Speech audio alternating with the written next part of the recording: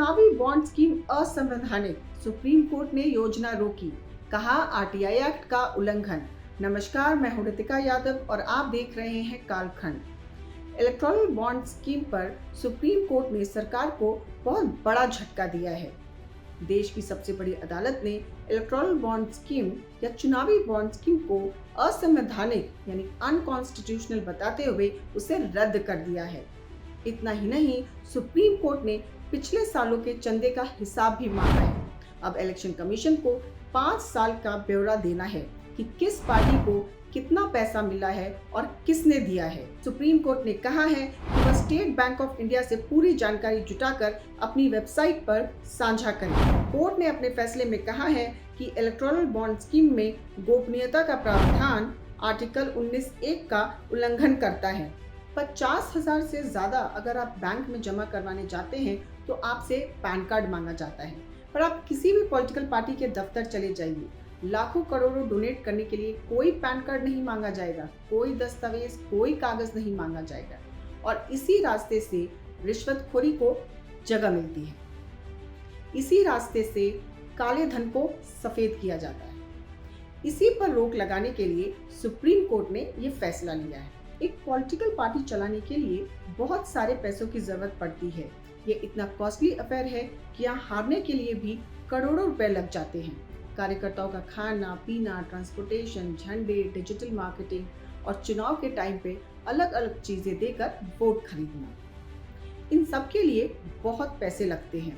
अब political parties कुछ produce या मैन्युफैक्चर तो करती नहीं है। जहाँ से पैसा आए तो अब इनको पैसा आता कहाँ से है?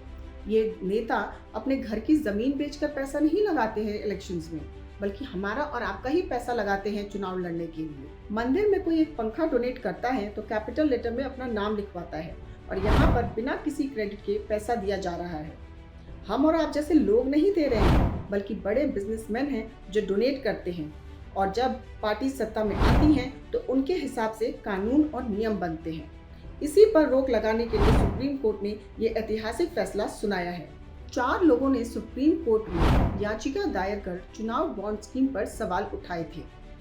इन्हीं याचिकाओं पर सुनवाई करते हुए सुप्रीम कोर्ट के मुख्य न्यायाधीश DY चंद्रचूड़ की अध्यक्षता वाली 5 सदस्यीय संविधान पीठ ने यह फैसला सुनाया।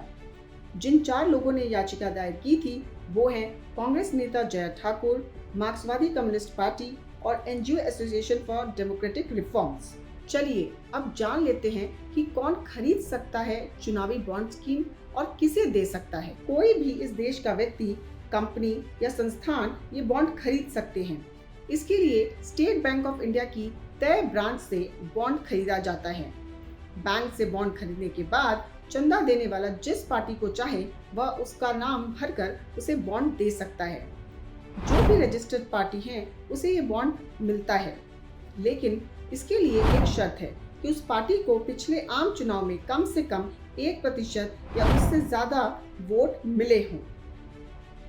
2017 में केंद्र सरकार ने इस स्कीम को फाइनेंशियल बिल के जरिए संसद में पेश किया था। वहां से पास होने के बाद 2018 को इस स्कीम का नोटिफिकेशन जारी कर दिया गया। अब इस मामले पर राजनीति शुरू हो गई है। विपक्ष भला कैसे चुप रह सकता है? कांग्रेस नेता राहुल गांधी ने बीजेपी पर हमला बोलते हुए कहा कि नरेंद्र मोदी की भ्रष्ट नीतियों का एक और सबूत सामने आया है। इस फैसले से सिर्फ नेता या पॉलिटिकल पार्टीज ही प्रभावित नहीं होंगी, बल्कि बड़े उद्योगपतियों पर भी इसकी आंच आएगी। सुप्रीम कोर्ट का ये फैसला इस समय पे एक बॉम्ब की तरह गिरा है, क्योंकि सभी पार्टीज ने आने वाले चुनाव की तैयारियां कर रखी हैं। अब ऐसे समय पर यह फैसला कहीं उनकी योजनाओं पर पानी न फेर दे। फिलहाल इतना ही। आप बने रहिए कालखंड के साथ।